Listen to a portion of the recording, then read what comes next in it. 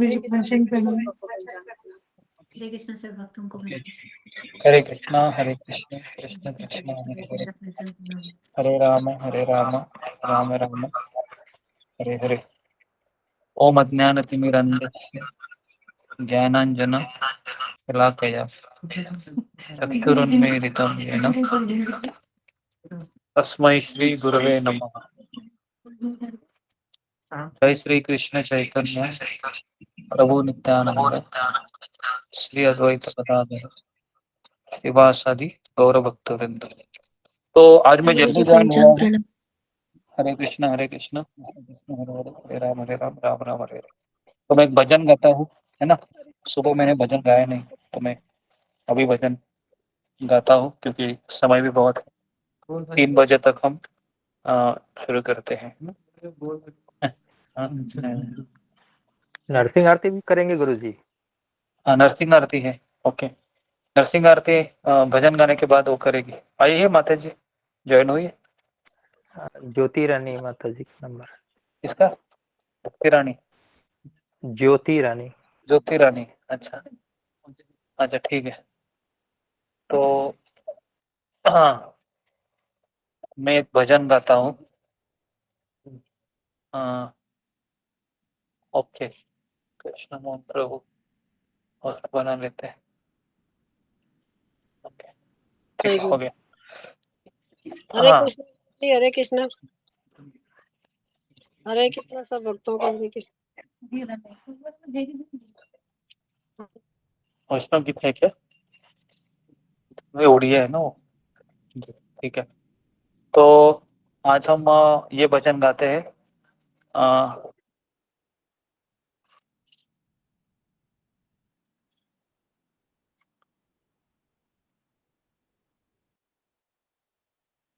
मम मन मंदिरे, मम मन मंदिरे रहो निशिदीन कृष्ण मुरारी, श्री कृष्ण मुरारी। तो ये भजन में, ये 2 भजन है, मैं बहुत सुनता था। इसके लिए मुझे 3 भजन है। एक ये हे गोपीनाथ मम निवेदन सुनो, ये बहुत सुनता था एकदम शुरुआत में। उसके बाद दूसरा भजन में सुनता था भूलिया तो मारे संसार आसिया ते नाना विध व्यथा। तीसरा भजन ये सुनता था मैं, मम मन मंदिरे कृष्ण प्रभु जी, रहो हरे कृष्ण से निशिदीन भक्तों को पांचांग प्रणाम। कृष्ण मुरारी, श्री कृष्ण मुरारी। और चौथा भजन ये सुनता था, एको न बूझी न प्रभु तुम्हारे चरण। ये 4 भजन में, जब से मैं इस्कॉन में आया था तो ये 4 भजन इतना सुना कि आदत लग गया अभी। तो इसके लिए जब जब मैं कोई भजन गाने का सोचता हूँ तो ये 4 ही पहले मुझे याद आते। तो मैं इस भजन को गाने का प्रयास करता हूँ, है ना। तो आज हम, सौभाग्य है मेरा कि मुझे पहली बार इतने जीवन में खीरचोर गोपीनाथ के दर्शन भी हुए। उनके सामने बैठकर एक माला का जप किया, तुलसी माला भी उनको अर्पण किया। और आश्चर्य है कि दर्शन पहले मैंने बाहर से लिया, आप लोगों को दिखाया। उसके बाद प्रसाद भी इतना देरी नहीं लगा। जैसे प्रसाद के लिए मैं गया, तुरंत प्रसाद दिया उन्होंने। तो सब इतना फटाफट हुआ। लेकिन यहाँ आने के लिए बहुत हमको 2.5 से 3 घंटा का बाइक से ट्रेवलिंग करते हुए हम यहाँ पर। अभी यहाँ से आपको क्लास देने के बाद वापस जाना है, तो तपस्या भी करनी पड़ती है। ऐसा तो मिलता नहीं है तुरंत तुरंत। तो भगवान का दया है, कृपा है कि पंचांग प्रणाम सब सभी हो भक्तों गया। को मेरा पंचांग प्रणाम। मैं हरे जब कृष्ण। यहाँ पर आया तो मुझे आप सभी लोगों का याद आया कि आप सभी लोग यहाँ पर रहते थे, है ना।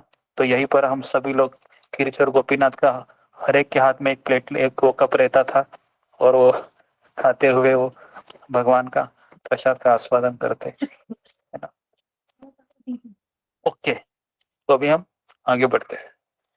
मम मन मंदिरे रहो निशीदीन कृष्ण मुरारी, श्री कृष्ण मुरारी। मम मन मंदिरे रहो निशीदीन कृष्ण मुरारी, श्री कृष्ण मुरारी भक्ति प्रीति माला चंदन भक्ति प्रीति माला चंदन तुम्हें नियो है नियो चित्तनंदन तुम्हें नियो है नियो चित्तनंदन जीवन मरण प्रभु तुआ निवेदन जीवन मरण तव पूजा निवेदन सुंदर है मन हारी सुंदर है मन हारी कृष्ण मुरारी श्री कृष्ण मुरारी मम मन मंदिरे रहो निशी दीन कृष्ण मुरारी श्री कृष्ण मुरारी सुनंद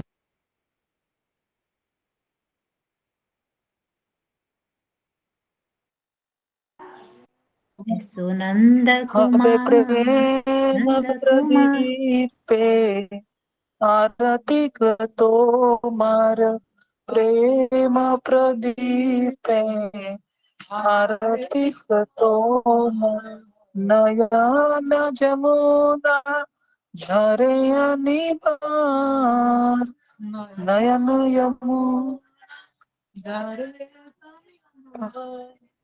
तुम्हार विरहे गिरिधारी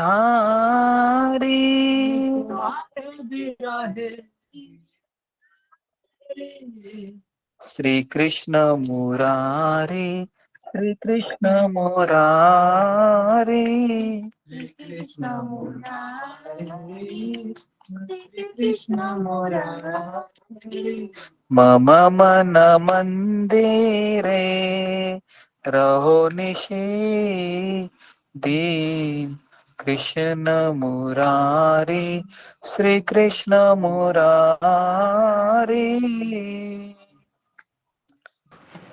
बंदन गने तव भजु का जीवन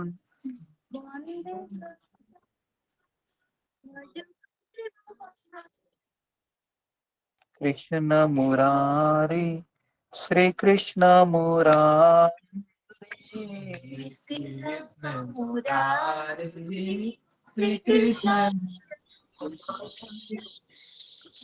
ओके हरे कृष्ण। तो 4-5 मिनट में हमने खत्म किया। तो इसका सॉन्ग बहुत अनुवाद भी बहुत सुंदर है। इसका अनुवाद मैं पढ़ के बता रहा हूँ आपको। हे कृष्ण मुरारी कृपया मेरे हृदय के मंदिर में दिन और रात दोनों समय निवास करें। मैं आपको क्या दूंगा? मैं आपको भक्ति, प्रेम, फूलमाला और चंदन ये सब दूंगा। आप उनको स्वीकार करिएगा, है ना। और फिर कहते हैं हे हृदय को प्रसन्न करने वाले श्री कृष्ण, जीवन में या मृत्यु में इन प्रसादों के साथ आपकी पूजा करता हूँ। हे सुंदर हृदय के कृष्ण, आओ नंद के पुत्र नंद कुमार, आप आओ और इन मैं अपने प्रेम की ज्योति से तुम्हारी आरती की पंचांग तुम्हारी प्रणाम आरती करूंगा। पंचांग प्रणाम यमुना नदी का पानी आपके विरह में यमुना नदी का पानी आपके विरह में मेरी आंखों से लगातार गिरता है। हे गोवर्धन पर्वत के धारक, हे गिरिधारी, है ना, हे कृष्ण मुरारी, मैं केवल आपकी स्तुति के गीतों में लीन होकर अपना जीवन गुजारूंगा। यही मेरी एकमात्र इच्छा है ना। तो ये भजन किसने लिखा है? तो ये भजन लिखा है भक्ति विनोद ठाकुर ने, है ना। कितने सुंदर भजन है। देखिए आखिरी में कह रहे हैं कि मैं केवल आपकी स्तुति करते हुए इन गीतों को बोलते बोलते अपना जीवन गुजारूंगा। तो कृपया करके अपने माइक को ध्यान रखिए। इंदु तो ओके, तो इस तरीके से हमने ये भजन गाया, श्री कृष्ण मुरारी, श्री कृष्ण मुरारी। तो अभी नरसिंह आरती है। किनका नरसिंह आरती है? ज्योति रानी नरसिंह आरती तो हिंदू माता जी दंडवत प्रणाम। आप नई डिवोटी हैं, कृपया आपको अनम्यूट कीजिए। आप म्यूट कर लिए जो किए हैं, अनम्यूट आप बार बार कर लेती हैं, तो कृपया आप उसको म्यूट कीजिए अगर कुछ जी जी, धन्यवाद। ज्योति रानी माता जी का है मास्टर। ज्योति रानी माता जी आई हैं? गुरुजी ज्योति रानी माता जी नहीं आई हैं। अच्छा, फिर और गुरुजी एक अनाउंसमेंट है जो अपनी जी जी हाँ बोलिए ना, क्या अनाउंसमेंट? जी रागिनी माता जी के पुत्र की तबीयत ठीक नहीं है और रागिनी माता जी की तबीयत अच्छी नहीं है, तो उनको भी एक बार आप भक्तजनों से आशीर्वाद और आपका आशीर्वाद उन्होंने मैसेज किया। जी जी ओके, रागिनी गुप्ता माता जी हमारे जो सत्र में आते हैं और उनके पुत्र का तबीयत भी खराब है, तो सारे भक्त हैं, उनके लिए 3 बार हरे कृष्ण महामंत्र बोल के उनके भगवान के लिए प्रार्थना कीजिए ताकि उनकी सेहत स्वस्थ हो और वह भगवान अपने आप को भगवान को शरणागत करे। तो सबसे निवेदन है 3 बार हरे कृष्ण मंत्र बोलिए। हरे कृष्णा हरे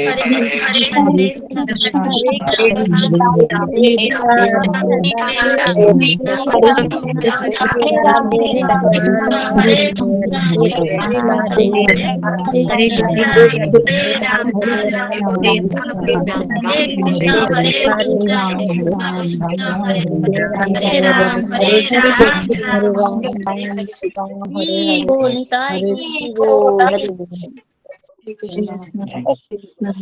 तो ये मामोनी काल माता जी गाना चाहती हैं, तो नरसिंह आरती गाती है।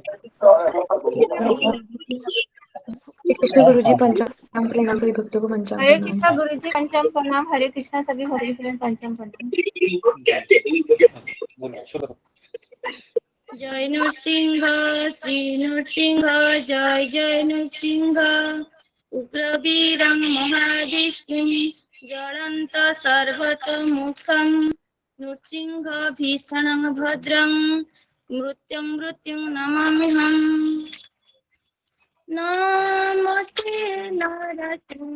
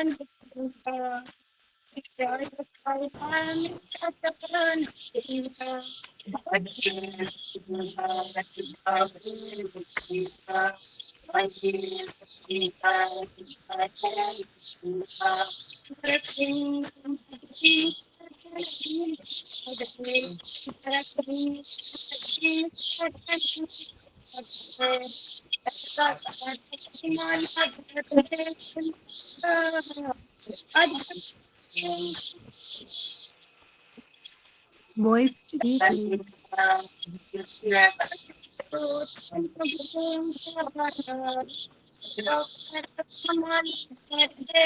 इंदु माता जी आप म्यूट कीजिए।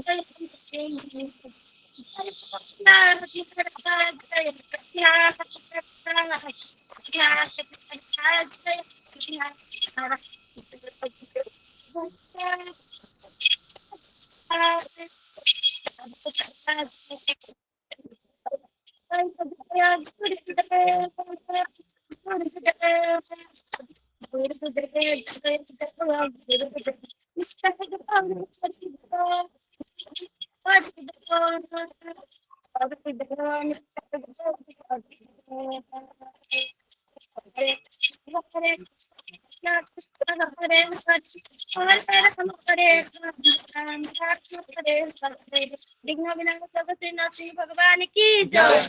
श्री श्री अजय गोपाल दास गुरु महाराज की जय। हरि बोल, हरे कृष्ण हरे कृष्ण। हरि बोल, हरे कृष्ण। ये गुरु जी की बहुत सुंदर करताले है, इसलिए मैं हरि बताने बोल। की मौका मिला। गुरु जी की कृपा है। बहुत ओके, सुंदर बाबू जी। बहुत हरे सुंदर कृष्ण। मधुर। बहुत सुंदर। बहुत अच्छा बहुत अच्छा। जी ओके, हरे कृष्णा। तो कल हमने क्या चर्चा की थी, ये कौन बताने वाले थे? वही बताने वाले थे, है ना? तो हम चाहते हैं कि जी, तो मैं कि कोई व्यक्ति है जो कल क्या चर्चा हुई थी, कोई बता सकते हैं तो फिंगर रेट कीजिए। हाँ, कौन बता सकते हैं? जी, फिंगर को रेट कीजिए। जी, शीला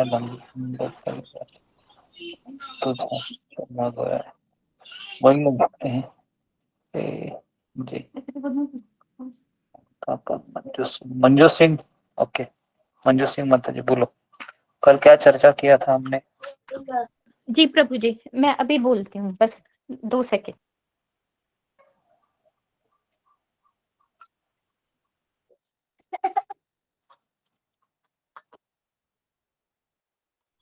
हरे कृष्णा प्रभु जी, सभी भक्तों के चरणों में प्रणाम। प्रभु जी, कल आपने यज्ञों के बारे में बताया था। 3 तरह के यज्ञ आपने बताए थे, सात्विक यज्ञ, तामसिक यज्ञ और राजसिक यज्ञों के बारे में बताया था।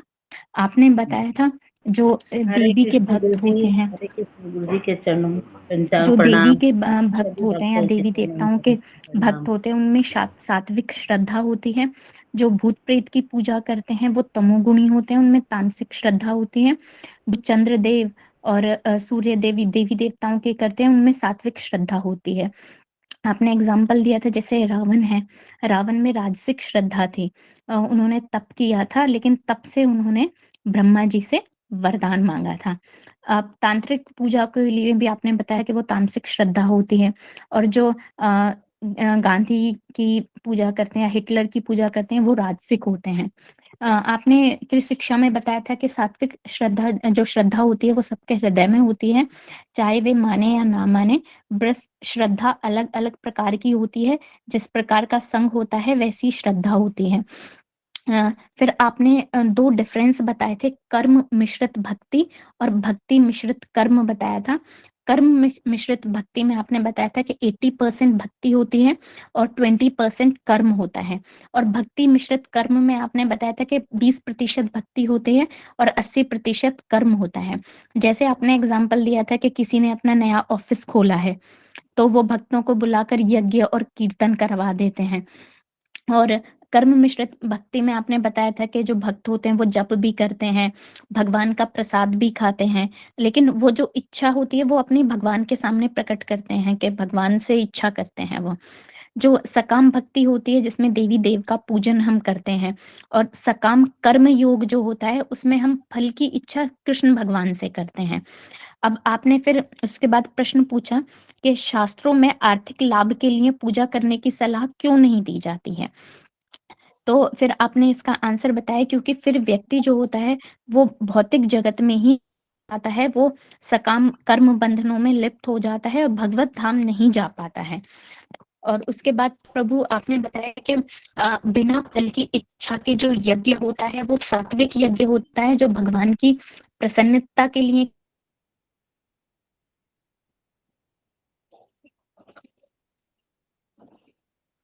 किया जाता है, और शास्त्र अनुसार शास्त्र की विधि के यज्ञ होता है वो फल की इच्छा या अगर गर्ववश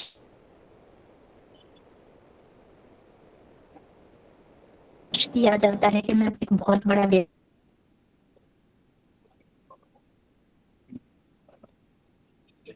हूँ, है ना, मैं अपने नाम को फैलाने के लिए मैं यज्ञ करवाऊं, तो ऐसा जो यज्ञ होता है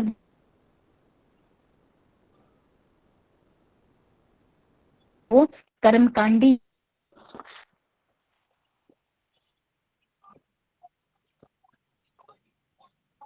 होता है और राजसिक यज्ञ होता है। एग्जाम्पल, हमने कोई घर लिया, ऑफिस लिया, तो वहां पे हमने बहुत बड़ा कीर्तन करवा दिया ताकि हमारा नाम हो, और शास्त्र विधि के अनुसार जब कोई यज्ञ नहीं होता, जब ना इसमें कोई मंत्रोच्चार होता है, कोई यज्ञ इस प्रकार का नहीं होता, सिर्फ हम एक, ना उसमें कोई दान होता, ना कोई दक्षिणा होती है, तो ऐसा यज्ञ बस तामसिक यज्ञ होता है जिसमें सिर्फ अग्नि जलती है तो उसका धुआं धुआं होता है, उसमें कोई श्रद्धा नहीं होती है, और ये किसी भी श्रद्धा के साथ नहीं किया जा सकता है। ऐसा यज्ञ जो होता है वो राजसिक वृत्ति को बढ़ावा देता है।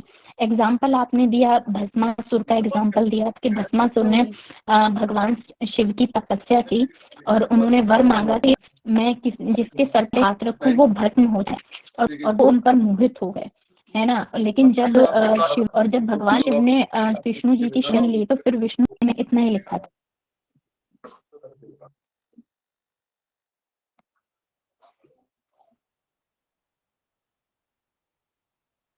माता जी म्यूट हो गई आप। हाँ, मैंने इतना ही लिखा था माता जी। हरे कृष्ण। बहुत सुंदर माता जी। ओके। सभी भक्तों के चरणों में प्रणाम, गुरु जी के चरणों में प्रणाम। हरे कृष्ण। बहुत सुंदर माता जी। तो अभी हम बहुत सुंदर बढ़ते हैं। तो बहुत सुंदर। कल हम कितने श्लोक तक आए थे? 13, 14, 15, 13। ठीक है, तो आज हम आगे बढ़ते हैं। तो जिनके पास ठीक है, मैं सबके नाम लेता हूँ, कौन लोग बोलेंगे, है ना। तो जी,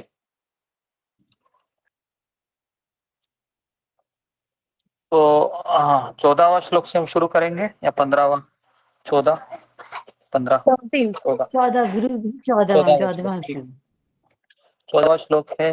तो 14वां श्लोक है ये,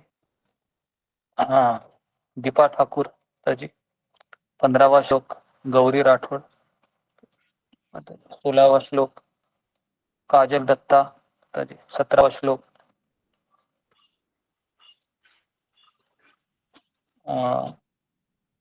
महुआ सहा। 18वां श्लोक नीलम शर्मा माता जी। 19वां श्लोक परवीन कुमार, और 20वां श्लोक राकेश कुमार। तो 20 श्लोक आज कवर करने का है, क्योंकि तो हम 14वें श्लोक से शुरू करते हैं। ठीक है, तो किसका नाम टर्न था 14वें श्लोक में? हरे कृष्ण गुरु जी, प्रचार प्रणाम। गुरु जी मेरा था। दीपा ठाकुर का था। ठीक है, तो मेरे पीछे बोलो कि 14वें श्लोक का शीर्षक है शरीर की तपस्या। हरे कृष्ण गुरु जी, मुझे माफ कीजिए, मैं बीच में बोल रही हूँ। आपने, मुझे लगता है आज गुरु मंत्र नहीं दिया, और आज आप एकादशी का बारे में भी बताने वाले थे। मैंने लिया था या नहीं लिया था शुरुआत में? ओम अज्ञानतिमिरान्धस्य। ठीक है, नहीं लिया तो मैं बोल देता हूँ। ओम अज्ञानतिमिरान्धस्य ज्ञानाञ्जनशलाकया चक्षुरुन्मीलितं येन तस्मै श्री गुरुवे नमः। जय श्री कृष्ण चैतन्य प्रभु नित्यानंद श्री अद्वैत गदाधर श्रीवासादि गौर भक्त वृंद। हरे कृष्णा कृष्णा कृष्णा हरे हरे, हरे राम राम राम हरे हरे। ओके, धन्यवाद। आगे बढ़ते हैं। तो 14वां श्लोक, तो मेरे पीछे बोलने का प्रयास करो। हाँ, तो ब्रैकेट में लिखिए 14वें श्लोक का कि शरीर की तपस्या लिखिए, है ना। आज एकादशी है तो शरीर की तपस्या क्या होती है, तो पीछे बोलो मेरे। देव द्विज गुरु प्राज्ञ, देव द्विज गुरु प्राज्ञा, दैव द्विज गुरु प्राज्ञ, देव द्विज गुरु प्राज्ञा, पूजनम शौचम आर्जवम, पूजनम शौच मार्जनवनम, ब्रह्मचर्यम हिंसा च, ब्रह्मचार्य महिंसा च, शरीरम तप उच्यते। शरीरम तप उच्यते। अनुवाद पढ़ो इसका। परमेश्वर ब्राह्मणों, गुरु माता पिता जैसे गुरुजनों की पूजा करना तथा पवित्र सरलता, ब्रह्मचार्य और अहिंसा की शारीरिक तपस्या है। हाँ, हरे कृष्ण तो गुरु जी हरे कृष्ण। अभी 15वां श्लोक जी, 15वां श्लोक किसको कहा था? हरे कृष्ण गुरु जी। हाँ, 15वां श्लोक जी, 15वां श्लोक लिखिए।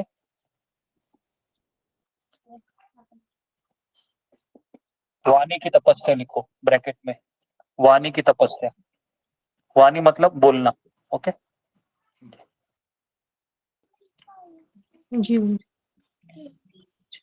अनुद्वेग करम वाक्यम, अनुद्वेगम करम वाक्यम, सत्यम प्रिया हितम च यत्, सत्यम प्रिया हितम, सत्यम प्रिया हितम च यत्, सत्यम प्रिया हितम च यत्, स्वाध्याय अभ्यासनम चैव, स्वाध्याय अभ्यसनम च एव, वाकमयम तप उच्यते।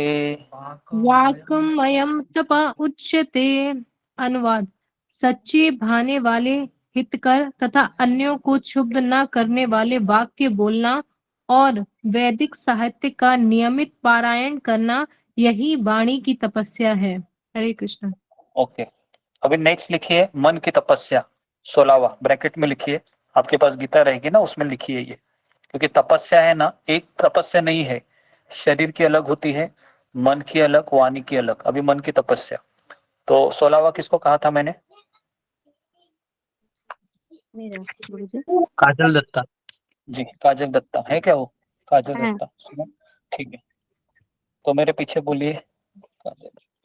मन प्रसाद सौम्य इत्व सौम्यत्वम, मन प्रसाद संयमत्तं, मन प्रसाद सौम्यत्वम, मन प्रसाद संयमत्तं, मौनम आत्मा विनिग्रह, मौनो आत्मा विनिग्रहो, भाव संशुद्धि इति एतत्, भाव शुद्धि एव तपमानसम उच्यते। तपोमान समुच्यते। हाँ, अनुवाद पढ़ो इसको। চিত্তের প্রসন্নতা, অকপটতা, মৌনতা, আত্মসংযম এবং সত্তার পবিত্রকরণ এগুলিকে মানসিক তপস্যা বলা হয়। হরে কৃষ্ণ গুরুজি। ओके, तो इसका अनुवाद है हिंदी में। कृष्ण मोहन प्रभु हिंदी में अनुवाद पढ़ो इसका। जी गुरु जी। जी गुरु, दंडवत प्रणाम सभी भक्तों को। तथा संतोष, सरलता, गंभीरता, आत्म संयम एवं जीवन की शुद्धि, ये मन की तपस्याएं हैं। हरे कृष्ण गुरु जी। जी ओके, तो अभी हम 17वां श्लोक पे जाएंगे। 17वां श्लोक किसको कहा था? सात्विक तप। महुआ साहा। जी, महुआ साहा माता जी मेरे पीछे बोलिए। श्रद्धाया परया तप्तम,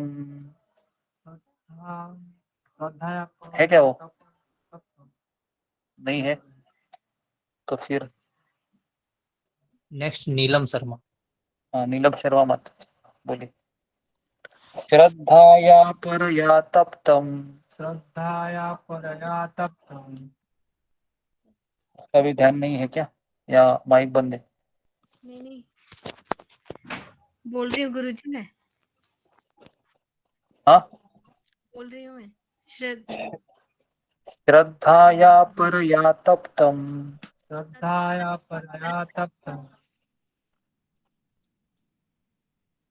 ठीक है, नेक्स्ट ये नीतू झा माता जी, हाँ मेरे पीछे बोलो। श्रद्धाया परया तप्तम। श्रद्धाया पर्यातप्तम तपस्तत्त्रिविधिं नरे। तपस्तत् त्रिविधम नरे। ओके। अफल आकांक्षिभिः युक्ते। अफल आकांक्षी भी न युक्ते। सात्विकं परिक्षते। सात्विकम परिचक्षते। अनुवाद पढ़ो।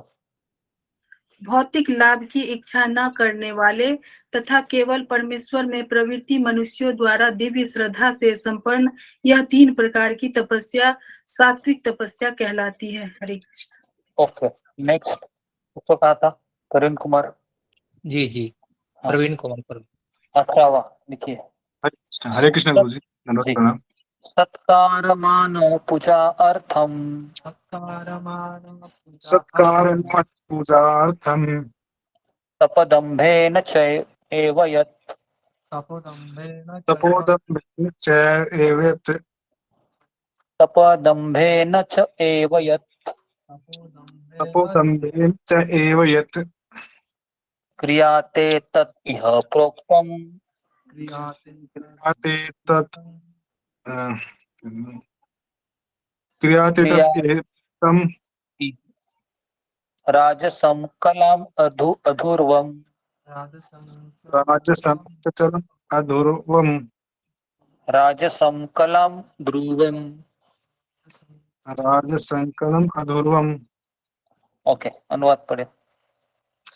जो तपस्या दंभ पूर्वक तथा सम्मान सत्कार एवं पूजा कराने के लिए संपन्न की जाती है वह राजसी रजोगुणी कहलाती है। यह न तो स्थायी होती है न शाश्वत। हरे कृष्ण गुरु जी। ओके जी, 19वां श्लोक है रूबी कुमारी माता जी पढ़िए। हाँ। मूढ़ाग्रहेण आत्मानः। मूढ़ाग्रहेण आत्मानं। रूबी कुमारी। मूढ़ाग्रहे जी गुरु जी हरे कृष्ण। हाँ, मूढ़ाग्रहे आत्मनित्य। मूढ़ाग्रहेण आत्मन यत्। मूढ़ाग्रहेण आत्मनियत। पीड़ाया क्रियते तप। पीड़ाय क्रियाते तप। परस्य उत्सादनार्थं वा। परसत्य उत्सादन अर्थं वा तत्तामसम् उदाहतम्। अर्थम व तत् तामसम तत्तामसम् तात्मसम उदाहतम्। ओके तामसम उदातम। हरे कृष्ण गुरु। ओके, तो अभी हम 14वें श्लोक से 19 श्लोक कवर करते हैं आज। तो इसका अनुवाद पढ़ना था गुरु जी। हाँ हाँ, अनुवाद पढ़ो। हाँ। मूर्खतावश आत्मा उत्पीड़न के लिए या अन्यों को विनष्ट करने या हानि पहुंचाने के लिए जो तपस्या की जाती है वह तामसिक कहलाती है। हरे कृष्णा गुरु जी। जी ओके, तो 14वां श्लोक से हम शुरू करेंगे। सबसे पहले लिखिए शरीर की तपस्या। शरीर की तपस्या देखो क्या क्या है। सबसे पहले क्या है, देव द्विज। देव मतलब भगवान श्री कृष्ण, द्विज मतलब ब्राह्मण, आध्यात्मिक गुरु। उसके बाद प्राज्ञ। प्राज्ञ मतलब पूजनीय व्यक्ति। ओके, या फिर यहाँ पर लिखा हुआ है वरिष्ठ मतलब पिता और माता। ठीक है, प्राज्ञ का अर्थ है माता पिता। आपको पता है ना, जब बच्चे का जन्म होता है तो उसके लिए उसके पिता और माता पहले गुरु होते हैं। सुना है आपने ऐसे कि पहले गुरु है वो माँ होती है जो बच्चों को ज्ञान देती है, दूसरे गुरु पिता होता है ना। लेकिन आजकल हम देखते हैं कि माता पिता कहाँ लगे हैं, व्हाट्सएप पे लगे हैं, बराबर है। तो इसके लिए क्या हो रहा है, अभी कुछ है ना।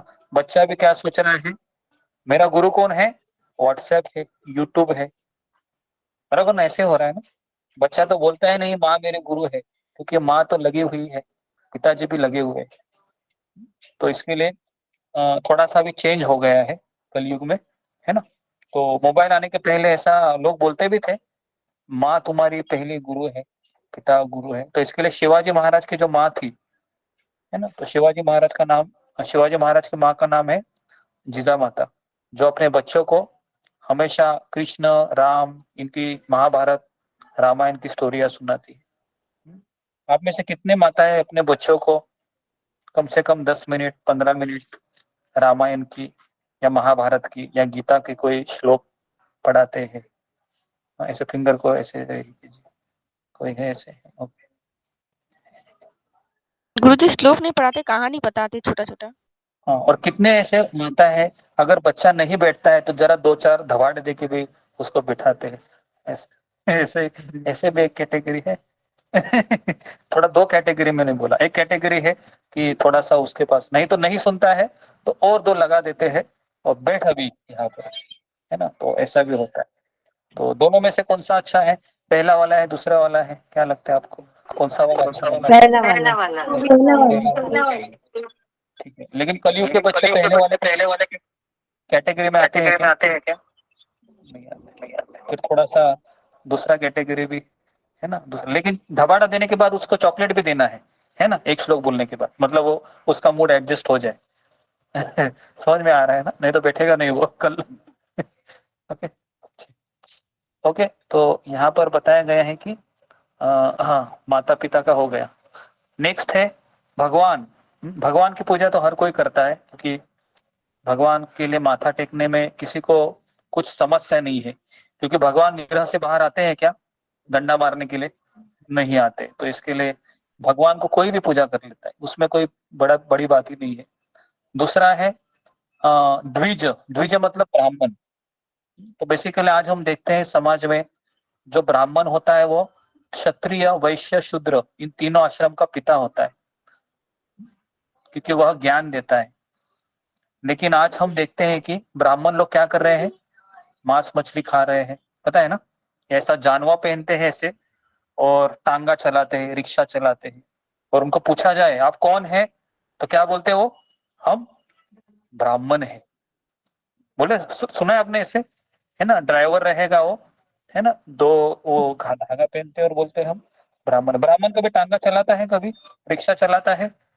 ब्राह्मण हमेशा ज्ञान देता है ना। तो ब्राह्मण पूजनीय होते। चौथा है आध्यात्मिक गुरु, है ना।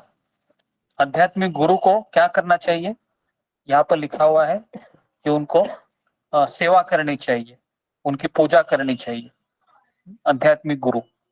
तो बेसिकली अभी हम देखते हैं कि आध्यात्मिक गुरु, एक गुरु करना भी एक क्या हो गया है, एक पेशा हो गया है, कि मेरा पड़ोसी ने गुरु किया है तो मुझे भी क्या करना चाहिए, गुरु करना चाहिए। कितने लोगों ने ऐसा सुना है कि पड़ोसी ने गुरु किया है तो मुझे भी गुरु करना चाहिए, है ना। ऐसा भी फैशन चल रहा है।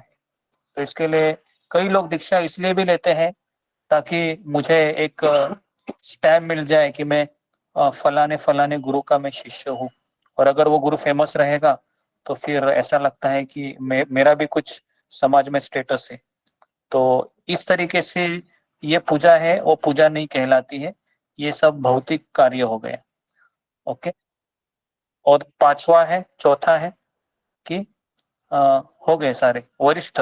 वरिष्ठ मतलब बेसिकली कि जो हमारे से आयु में बड़े हैं और जिनसे हमने कुछ ज्ञान लिया है, चाहे वो भौतिक की ना हो, हमें उनको थोड़ा सा आदर करना चाहिए। लेकिन जो पहले 2 कैटेगरी है, भगवान और आध्यात्मिक गुरु, तो ये आध्यात्मिक चीज से संबंधित होते हैं। माता पिता अगर किसी के भक्त है तो उसके लिए बहुत ही अच्छा है, लेकिन अगर वो नहीं है तो फिर आध्यात्मिक गुरु का आश्रय लेना चाहिए। तो कहा जाता है कि माता और पिता बच्चे को शरीर देते हैं और आध्यात्मिक गुरु उस शरीर से उसको मुक्त कराता है। सुना है आपने, माता पिता क्या करते हैं, बच्चे को शरीर देते हैं ताकि वो जिए, और लेकिन जीने से कुछ होने वाला है क्या? उल्टा जी के और तकलीफ और कर्मों को इकट्ठा करेगा। तो इसके लिए सबसे बेस्ट जो गुरु होता है वो है आध्यात्मिक गुरु, जो उसको जन्म मृत्यु के चक्र से मुक्त करा देता है। तो इसके लिए हम रोज प्रार्थना कौन से बोलते हैं? ओम अज्ञानतिमिरान्धस्य ज्ञानांजन शलाकया शलाकया चक्षुरुन्मीलितं येन तस्मै श्री गुरुवे नमः, है ना। तो ये हमेशा हमको सबको याद होना चाहिए, है ना, इस तरीके से। तो ये हो गया हमारा तपस्या, शरीर की तपस्या। ओके, उसके बाद अभी हम आगे बढ़ते हैं कि उसके बाद आगे ये भी बताया कि पूजा, इनकी शौचम मतलब स्वच्छता, और ब्रह्मचर्यम, और अहिंसा भी शामिल है इसमें, है ना। तो सरलता मतलब क्या है? कोई कपट नहीं चाहिए। ब्रह्मचर्य मतलब वह अपने आप को इंद्रियों का नियंत्रण करता है, वो दमन करता है ना, इस तरीके से। और तीसरा है अहिंसा। अहिंसा मतलब वह हिंसा नहीं करता है अपने घर के लोगों से भी, और अपने घर में जो कीटाणु जीवाणु रहेंगे, है ना, उनको भी भगाने का कार्य करता है, मारता नहीं है वो। तो ये सब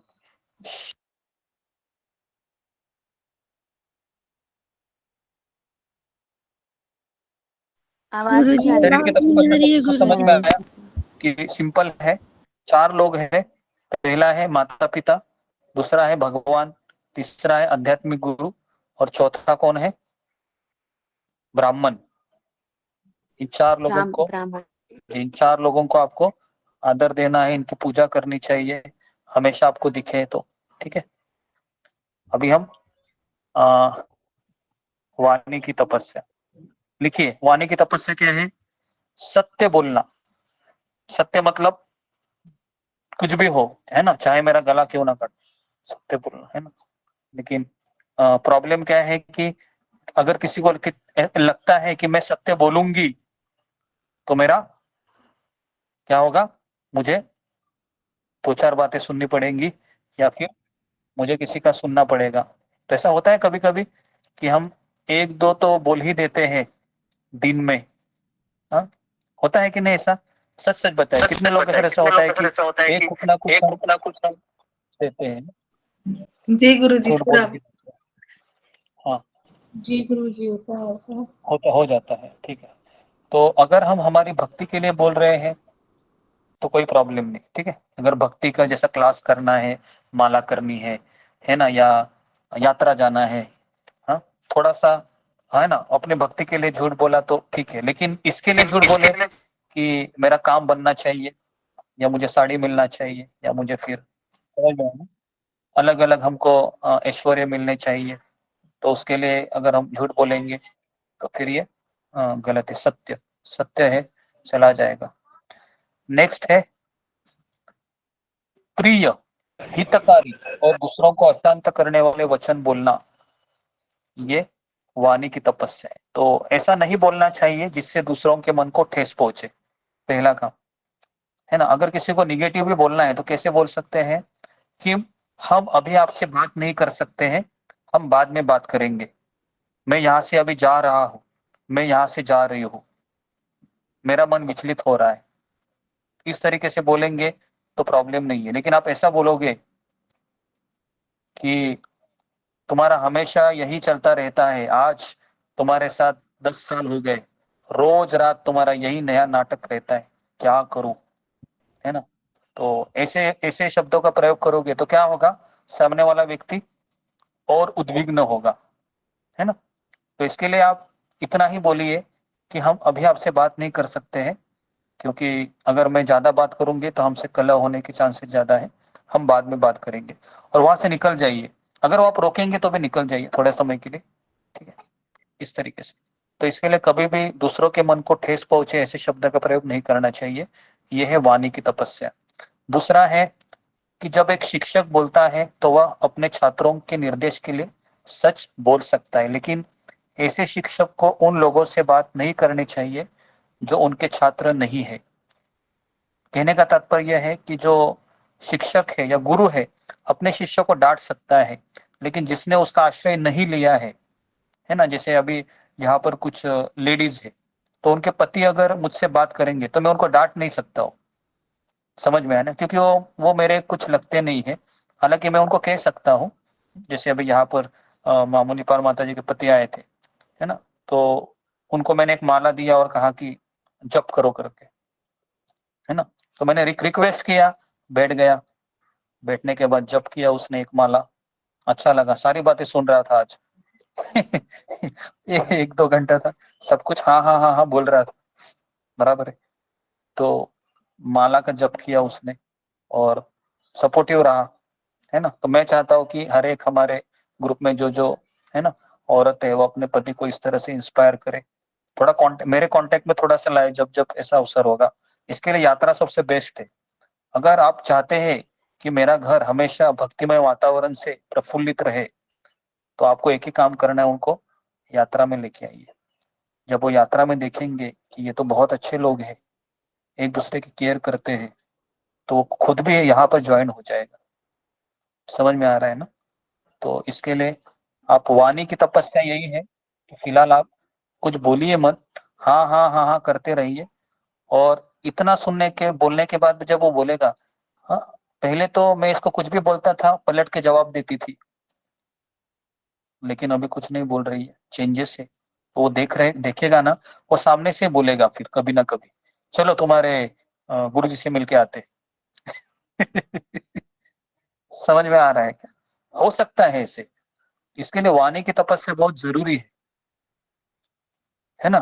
केवल सुनते रहिए, हाँ हाँ हाँ ठीक है ना। और कोई भी पति है, मुझे पता है कि वो इतना किसी को भी ये नहीं करता है जब तक कि आप उसको पलट के जब बोलते हैं ना, तो पुरुष का ईगो है वो दुख जाता है। आप उसके ईगो पे नमक डालती है, और जैसे नमक डालता है ना घाव में, तो पता है ना वो घाव फड़फड़ाता है बहुत, और जैसे फड़फड़ाएगा ना बहुत कुछ होता है फिर, आपको भी पता है। तो इसके लिए वाणी की तपस्या बहुत बड़ा रोल निभाती है हमारे जीवन में, है ना। तो इसके लिए आज से प्रण ले लो, है ना। कुछ भी बोलेगा ये, है ना, 2 बार 3 बार सुनेंगे, चौथी बार भी आपका बोलने लगा बहुत ज्यादा ही हो रहा है, तो भी उसको बोलिए ठीक है, थोड़ा सा कुछ बना के लेके आओ, नींबू शरबत पी लो बैठो करके, ऐसा कुछ बोलिए आप, है ना। ऐसा नहीं कि कुछ ऐसा गरम गरम लेके आए और डाल दो उसको माथे पे, फिर वो और भी प्रॉब्लम क्रिएट करेंगे, है ना। तो ये बहुत जरूरी है वाणी की तपस्या। ठीक है, आगे बढ़ते हैं। उसके बाद अशांत करने वाले वचन बोलना, है ना, तो ये नहीं बोलना चाहिए। और वैदिक साहित्य का नियमित पाठ करना शामिल है उसमें, जैसे गीता पढ़ना, ये भी वाणी की तपस्या है। भागवत पढ़ना, ये भी वाणी की तपस्या है। शास्त्रों को पढ़ना, तो इसके लिए मैं आपको श्लोका क्यों बुलवा रहा हूँ, क्योंकि ये वाणी की तपस्या है। आज एकादशी है, मान लो अगर आप एक श्लोक भी बोलते हैं तो आपका वाणी की तपस्या हो जाएगा आज, है ना। शरीर की तपस्या हो रही है, फास्टिंग किए हैं, लेकिन वाणी की तपस्या कैसे होती है, जैसे आप श्लोका बोलोगे या हरे कृष्ण मंत्र का जप कर रहे, वो भी वाणी की तपस्या है। नेक्स्ट है मन की तपस्या जी। तो लिखिए, मन की तपस्या अभी हम बताने जा रहे हैं। मन प्रसाद सौम्यत्व, जो मन को तपस्वी बनाना करना है तो क्या करना चाहिए, उसको इंद्रिय तृप्ति से अलग करना चाहिए। मतलब जिस तरह से ये मन हमेशा कहेगा या जीवा बोलेगी कि मुझे ये दे दो, कान बोलेंगे मुझे ये सुनना है, और मेरे आंख बोलेगी मुझे इसको देखना है, तो इंद्रिय तृप्ति से अलग करना है। जितना आप मन को ना ना ना ना ना ना बोलोगे उतना आप हमेशा खुश रहोगे, और जितना आप अपने मन को हाँ हाँ हाँ हाँ बोलोगे उतना आप हमेशा दुखी रहोगे। ये फॉर्मूला है।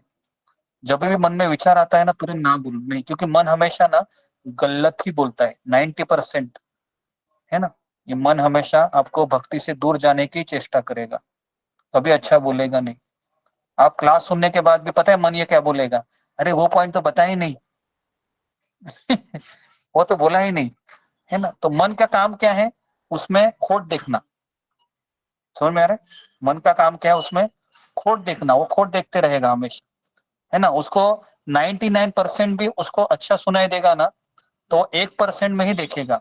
जैसे मान लो किसी ने यूट्यूब में वीडियो अपलोड किया, उसको 99 लाइक मिले ऐसे और 1 डिसलाइक मिला ऐसे, तो उसकी नजर कहाँ जाएगी बताइए मुझे, है ना? अगर आपने वीडियो अपलोड किया कहाँ जाएगी? डिसलाइक पे जाएगी, है ना? वो ये नहीं सोचेगा कि 99 लोगों ने अप्रिशिएट किया है मेरे वीडियो को, वो उसी पे जाएगा। वो एक ये कौन है, कौन ये बेवकूफ है जिसने मेरा ये पूरा वीडियो खराब किया, उसके ऊपर ही उसका मन लगा रहेगा। ऐसे होगा ना, ऐसे होगा, है ना? घर में भी आप खाना बनाएगी, 10 लोग बोलेंगे क्या अच्छा खाना बनाया, लेकिन एक ने भी बोला ना आपको क्या तुमने बराबर बनाया, रोज का तुम्हारा ऐसे होता है, तो फिर वो उसकी बातें आपके मन में, है ना, वास करेगी। होता है कि नहीं? ऐसा होता है, ऐसे ही होता है, क्योंकि ये हमारा मन का स्वभाव है। तो इसके लिए मन की तपस्या क्या है? मन की तपस्या है कि उसको इस तरह से प्रशिक्षित करना चाहिए कि हमेशा दूसरों का भला करने के बारे में सोच सके, है ना? भला मतलब क्या है? मैं दूसरों का भला कैसे मैं दूसरों को भला कर सकता हूँ? कौन मुझे बताएगा? फिंगर को रेज कीजिए कि अगर मुझे दूसरों को भला करना है तो मैं कैसे दूसरों का भला कर सकता हूँ, क्या मुझे करना चाहिए जिससे दूसरे का भला हो? क्योंकि कई लोग समाज में दूसरे का भला करने की चेष्टा कर रहे हैं आज, है ना? पूरे आप देखो, मीडिया में भी देखो, हर कोई चाहता है कि दूसरों का भला हो, है ना? लेकिन कभी भला नहीं होता है, उल्टा गड़बड़ी होती है जी। ओके जी, वापस एक बार फिंगर को रेज कीजिए, मिक्सिंग हो गया है लगता है जी। हाँ अभी कीजिए जी। ओके, सुमिता सिन्हा। हरे कृष्णा गुरु जी, सभी भक्तों को पंचांग प्रणाम। गुरु जी, हम लोग दूसरे का भला 2-3 तरीके से कर सकते हैं। एक तो अगर अगर मतलब अगर दूर बैठे हैं किसी से तो उसके बारे में अच्छा सोच करके भगवान से प्रार्थना करके कर सकते हैं। अगर हमारा करीबी है तो उसका अगर कुछ मदद कर सकते हैं फिजिकली, मतलब कुछ पैसे से कर सकते हैं, मतलब तन से कर सकते हैं तो, या धन से कर सकते हैं, उस तरीके से मदद कर सकते हैं। कोई बीमार है तो उसको तन से कर दिए, सेवा कर दिए। और जो दूर बैठा है, जैसे कि जो कि हम लोग टीवी में देख रहे हैं, तो उसको हम लोग बुद्धि से कर दिए, मन से कर दिए कि भगवान इसका भला करे, इसको मतलब जो भी है इसको अच्छा करे। प्रार्थना ही कर सकते हैं भगवान से उस केस में। अगर कहीं डोनेशन देना है तो वो कर सकते हैं। हरे कृष्ण गुरु जी, पंचांग जी ओके जी। तो ओके, और हम 2-3 लोगों की राय लेना चाहेंगे, उसके बाद है हाँ जी, रजनी जखमोला जी। हरे कृष्णा प्रभु जी। ये जो सुनीता माता जी ने बताया, उसके अलावा हम अध्यात्म की तरफ ले जा सकते हैं उनको, मरण मतलब उनको ईश्वर के बारे में बता के, और हमारा धर्म क्या है, हमें अपने मतलब मुक्ति के लिए शरीर को मतलब इस तरह से, मुझे बोलने को नहीं हो रहा प्रभु जी। ओके ओके ठीक है, मैं समझ गया क्या। जी जी। नेक्स्ट है सोमाकर। हरे कृष्ण गुरु जी, पंचांग गुरु। मुझे ऐसा लगता है गुरु जी कि अगर किसी का मैं डाइट अगर भला करना चाहूंगी तो मैं उसको किसी सत्संग में उसको भी ऐसे ज्वाइन करवा दूंगी क्लास में, जहाँ वो उसको भक्तों के साथ गुरु जी की कृपा मिल जाएगी, जिससे उसको भी ज्ञान मिलेगा, वो भी अपने आप वो उसको भी नॉलेज होगा, भक्ति में आएगा तो वो खुद भी अच्छा करेगा और उसके साथ जो भी उसके अटैच जो भी रहेंगे उनका भी वो भला कर पाएगा। ओके ठीक है। तो 3-4 लोगों से हमने पूछा, तो एक चीज ये है कि अगर हम किसी का भला करना चाहते हैं तो सब एक वाक्य में इसका आंसर है, हमको उसको कृष्ण को देना चाहिए। ले लो भाई, उसका अपने आप भला हो जाएगा, कुछ करने की जरूरत नहीं है, है ना? लेकिन अभी कृष्ण को देना है तो कैसे दे सकते हैं? कई माध्यम है उसके। फिर आप प्रसाद दे दो उसको, या सत्संग से जुड़वाओ, या फिर उनको हरे कृष्ण मंत्र के जप करने के लिए इनवाइट करो, है ना? या फिर आप उनके लिए यात्रा स्पॉन्सर करो, यात्रा आना चाहते हैं, है ना? तो अलग अलग तरीके हैं कृष्ण देने के, है ना? गुरुजी मैं तो बोलना चाहती हूँ। हाँ बोलो, क्या बोलना है? गुरुजी जैसे कि मैं पूछने वाली थी आपसे, वो भी एक से बोले तो उन दूसरों को अच्छा ही हो जाएगा मन से हम अगर करें तो।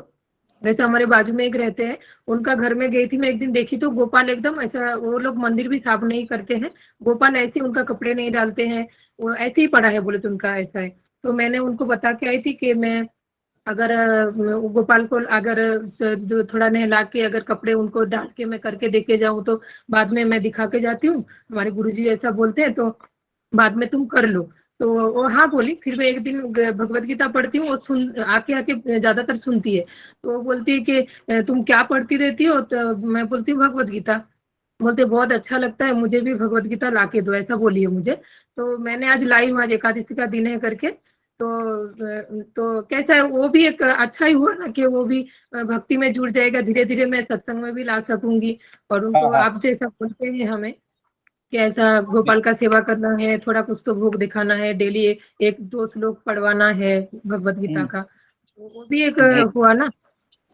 हाँ, अच्छा है, किसी को भगवत गीता देना भी ठीक है, भगवत गीता दे दो या उसको छोटा किताब दे दो प्रभुपाद का। अनुमति लेके ही मैं वो करने वाली थी, लेकिन खाली मुझे मैसेज करी नहीं अभी तक। मुझे लगा क्लास में ही बता दूंगी, तो अगर हाँ बोले तो आप मैं वो कार्य करके आ सकती हूँ, इसीलिए। जी जी, ओके, अच्छा है, ये भी अच्छा है।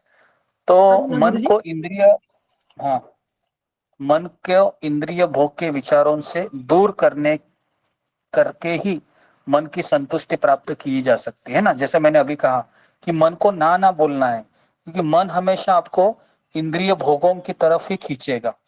जैसे आज एकादशी है, तो एकादशी के दिन ही ज्यादा भूख लगती है। कितने लोगों का ये है कि ऐसे दाल चावल खाने की इच्छा कभी होती नहीं है, लेकिन जैसे एकादशी रहती है तो भूख भी ज्यादा लगती है और विचार भी बहुत आएंगे कि कब ये एकादशी का पारना होगा, कब मैं ब्रेक करूंगी या ब्रेक करूंगा, और फिर मैं, है ना, इस तरीके से अलग अलग आइटम को खाऊंगा, है ना। तो मन क्या करता है, मन आपको पिछले दिन बोलेगा अरे कल एकादशी है, पता है ना तेरे को, और एकादशी आने के बाद क्या बोलेगा, मन बोलेगा अभी कितना करेगा, कितना करेगा, अभी थोड़ा सा इधर उधर ढूंढो जरा, कुछ मिलता है कि देखो। तो मन इस तरह से काम करता है, समझ में आ रहा है। जब मन को, इसके लिए ये बंदर कहा गया है, बहुत डेंजरस चीज है, जिसके साथ हम रह रहे हैं ना, बहुत डेंजरस है मन। तो इसके लिए इस मन को क्या करना चाहिए, है ना, मन के अंदर, जैसे बंदर को क्या करते हैं हम, बंदर के अंदर हम क्या डालता है वो मदारी, एक बार मैंने फोटो भी दिखाया था, याद है ना आपको, बंदर डालता है, रस्सी मैंने डालता फोटो पे एक क्लास भी लिया था। है, रस्सी। रस्सी डालते के बाद फिर वो मदारी उसको बोलता है ना, कि खुद ही मारो, तो क्या करता है वो, इसे छलांग लगाता है, पता है ना, उसको शांत बैठो तो शांत भी बैठेगा, है ना। तो इस तरीके से ये हमको सीखना चाहिए, है ना, मन को। इसके लिए सुबह 4 बजे का हम अलार्म लगाते हैं, तो हम क्या करते हैं, मन को क्या कहते हैं, मन को बोलते हैं उठो, तो फिर वो क्या करेगा, नाटक करेगा बहुत, बोलेगा 5 मिनट जरा सोने दो ना, फिर हम क्या करेंगे, यही होता है ना, 5 मिनट में फिर 50 मिनट हो जाते हैं, है ना, 5 मिनट का गेम रहता है, वो 50 मिनट हो जाते हैं, कभी कभी तो 6 बजते हैं, ऐसा भी होता है। 5 मिनट दिया और अलार्म वो स्नूज भी चला गया, फिर तो आप सोचो मत, फिर आप 2 घंटा ऐसे जाओ और आप 6 बजे उठोगे, तो आप अपने आप को इतना कोसोगे, इतना कोसोगे, है ना, और वो मन है वो ताली बजाते रहेगा, देखो मैंने मेरा काम बराबर इसको मैंने लपेट में लेके आया, है ना। तो इस तरीके से ये मन काम करता है। तो इसके लिए जिस दिन पहला अलार्म बजता है ना, उसी समय पे उठो आप, उसको स्नूज मत करो। हमारा प्रॉब्लम क्या है, हम स्नूज करते हैं बार बार बार बार, और उसके बाद कभी भी स्टॉप में हमारा हाथ जाता है, और स्टॉप पे गए तो वो होगा क्या नेक्स्ट टाइम, फिर नहीं होगा, फिर वो डायरेक्ट आपको 6 बजे 5:30 और पूरा 16 माल आपका रह जाएगा उस दिन, बराबर है ना। नहीं तो खींचते खींचते करोगे, क्लास भी मिस करोगे, बहुत कुछ होगा उस दिन। तो उसके लिए ये बहुत जरूरी है कि मन को हमें इस तरीके से ट्रेन करना चाहिए। ओके, तो ये हो गई मन की तपस्या की सरलता, गंभीरता, आत्मसंयम। तो ये सब आत्मसंयम में ही सब आता है। ये सारी चीजें एक्चुअली मन से कनेक्टेड है। इसके लिए मैंने गंभीर भी क्या होता है, गंभीरता का अर्थ क्या है कि मैं कृष्ण के अलावा और अन्य विचारों पे का ध्यान नहीं करूंगा, तो ये गंभीरता है। गंभीर मतलब वह ऐसा नहीं कि एक बार शिला प्रभुपाद है ना, किसी भक्त को देख रहे थे, उनका शिष्य थे, तो वो बातचीत भी नहीं कर रहा था, कुछ नहीं बोल रहा था, ऐसे एकदम ऐसे गंभीर, मतलब पता है ना, एकदम स्ट्रिक्टली ऐसा हमेशा देखता था। तो प्रभुपाद ने कहा दूसरे उनके शिष्य को बुलाकर, इसको क्या हो गया आज, ऐसा क्यों बिहेव कर रहा है? तो फिर उसने कहा कि प्रभुपाद आपने वो लेक्चर में बोला है ना कि सीरियस होना चाहिए बहुत, तो बहुत ही सीरियस हो गया है आज।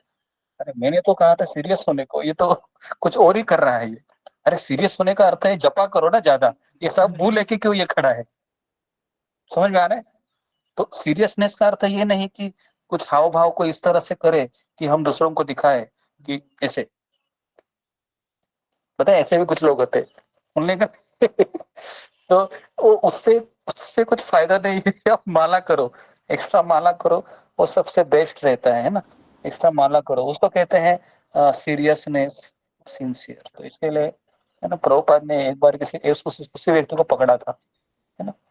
तो ये एक चीज है। ओके, तो अभी हम अगले श्लोक में जाते हैं। मन की तपस्या बहुत ही, इसमें तो पूरा एक लेक्चर जाएगा, तो इसके लिए यहाँ पर रोक देते हो। ओके, नेक्स्ट है। तो हाँ, तो अभी थोड़ा सा हमको मन को ना ना बोलना है। अभी हाँ किसको बोलना है? हाँ किसको बोलना है ये भी तो जरूरी है ना, कितना ना बोले हम। किसको हाँ बोलना है हमको? हमको गुरु के आदेश को हाँ बोलना है। हाँ, ये करेंगे हमें, है ना। उनको, उनके आदेश को, या शास्त्र में जो बताया है, क्योंकि गुरु भी कोई अपने मन का तो बोलता नहीं है, वो भी शास्त्र की ही बोलेगा। तो इसके लिए गुरु, साधु, शास्त्र, ये तीनों का वाक्य एक ही होता है, उसमें कोई डिफरेंस नहीं होता है। गुरु भी क्या बोलेगा? कृष्ण का नाम लो। गीता भी क्या बोलेगी? कृष्ण का नाम लो। कुछ फर्क है क्या? कुछ फर्क नहीं, दोनों का वाणी एक ही है, इस तरीके से। तो ये हो गया हमारा 16। अभी 17वां में हमने ये कवर किया था कि भौतिक लाभ की आशा न करते हुए केवल भगवान के निमित्त लगे मनुष्य द्वारा दिव्य श्रद्धा से की गई तप सात्विक तप कहता है। तो इसके लिए प्रभुपाद ने तात्पर्य नहीं दिया, क्योंकि हमारा कवर हुआ था सात्विक यज्ञ, सात्विक तप, ये थोड़ा एक ही है। तो मैं अगले इसमें जाता हूँ। 18 में है कि राजसिक तपस्या किसके लिए की गई? अभिमान के लिए, अभिमान के लिए, सम्मान के लिए और पूजा की प्राप्ति करने के लिए की गई तपस्या को रजोगुनी तपस्या कहते हैं। तो यह न तो स्थिर है और न ही स्थायी। तो कभी कभी लोग दूसरों को आकर्षित करने के लिए, सम्मान और पूजा प्राप्त करने के लिए तपस्या करते हैं, और रजोगुनी व्यक्ति क्या करता है? इस पूजा करने की व्यवस्था करता है और उन्हें अपने पैर धोने देते हैं, धन अर्जित करते हैं। जैसे इतना धन वो अर्जित करते हैं ना, जैसे मैंने कल भी उदाहरण दिया था आपको कि वो क्या करते हैं, 10,000 डोनेशन देंगे, और 10,000 डोनेशन देने के बाद क्या होगा? पूरा गांव में उसका ढिंडोरा पीटा जाएगा कि इस व्यक्ति ने देखो कितना बड़ा दानी है, 10,000 रुपए इसने डोनेशन दिया। तो सारे लोग बोलेंगे ये तो बहुत ही साधु महात्मा है, और फिर क्या करेंगे? फिर वो इन्वेस्टमेंट स्कीम निकालेगा और फिर आपको बोलेगा, है ना, क्योंकि अभी क्या है, 10,000 डोनेशन दिया ना भाई, मतलब इसका वैरागी आदमी है ये। तो फिर ये इस तरीके से 10,000 डोनेशन से वो 10 लाख रुपए कमाएगा, और इस तरीके से फिर वह कौन सा ये हुआ? रजोगुनी तपस्या, रजोगुण में आता है। तो ये क्या है? अस्थाई है, और इसमें वो सुखी होगा क्या? नहीं हो। रजोगुण और तमोगुण में कभी सुख नहीं मिलता है। सुख इसमें मिलता है थोड़ा प्रतिशत, सत्व गुण में मिलता है। ठीक है, नेक्स्ट 19वां 19 में बताए गए तमोगुनी तपस्या। मूर्खतावश आत्म पीड़ा के साथ या दूसरों को नष्ट करने के या घायल करने के लिए की गई तपस्या को तमोगुनी कहा जाता है। जिस तरह से पाकिस्तान का एक आतंकवादी था, याद है आपको? क्या उसका नाम था जिसने वो बॉम्ब को? अफजल। हाँ, अब्दुल, वो अफजल, एकदम फटाफट नाम आ गया, जबरदस्त नाम एकदम, ये नाम फटाफट आ जाते हैं। ओके, उसका एक नाम था वो, एक था ना कसाब करके भी एक था, देखो उसको सूली पे उसको लटकाया गया है ना। तो जब उसने ना उसका ना इंटरव्यू लिया था कि तुमने क्यों अपनी जान को इतना खतरे में डाला, है ना, तो उसकी भी वो तपस्या थी कि उसको पता था पकड़ा जाऊंगा तो मर जाऊंगा। तो उसको कहा गया था अगर तुम हिंदुओं को मारेगा तो तेरे को जन्नत मिलेगा। जन्नत मतलब स्वर्ग। तो इस तरह से उनको ब्रेन वॉश किया गया और उसको कहा गया तुम मरेगा तो तुम्हारे परिवार को बहुत धन मिलेगा, उसकी चिंता मत करो। तो इस तरीके से उनको माइंड सेट करते हैं। तो ये भी तपस्या है, लेकिन ये कौन सी तपस्या है? आत्म पीड़ा, दूसरों को नष्ट करने के लिए। तो ये तमोगुनी तपस्या है। जैसे हिरण्यकशिपु ने भी की थी तपस्या, रावण ने भी की थी। क्यों की थी? दूसरों को नष्ट करने के लिए। तो यह तमोगुनी तपस्या है ना। तो इसके लिए आप ये मत समझिए कि कोई भूखा है, तपस्या कर रहा है तो अच्छा आदमी है। नहीं, उसका इंटेंशन देखिए, क्यों कर रहा है वो। हम क्या करते हैं? हम शरीर को देखते हैं, उसके चेहरे को देखते हैं, बेचारा बहुत भूखा है, चलो कुछ तो करते।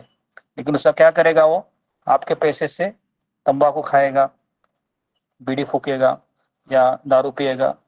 फिर उसका कर्म किसको जाएगा? बताओ, कर्म किसको जाएगा? आपको जाएगा। वो समझ में आ रहा है क्या? आपने कभी सोचा है ऐसे? आपने कभी ऐसे सोचा है? नहीं सोचा है ना। आप सोच रहे हो कि बेचारा बच्चा है ना। आप उसको, वो रोएगा, कुछ बहुत कुछ करेगा, आप बोलोगे ले लो बेटा 10 रुपए ले लो।